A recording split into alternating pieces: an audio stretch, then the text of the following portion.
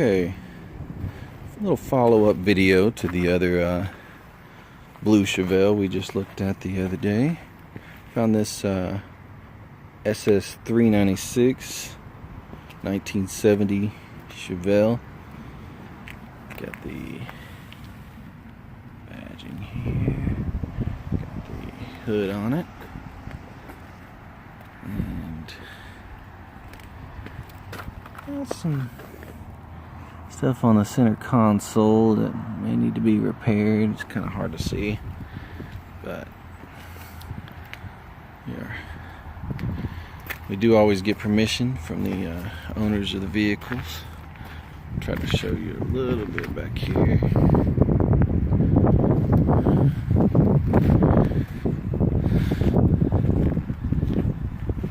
Just a beautiful, I believe this is an Astro Blue with black stripes. Another fine example of American muscle.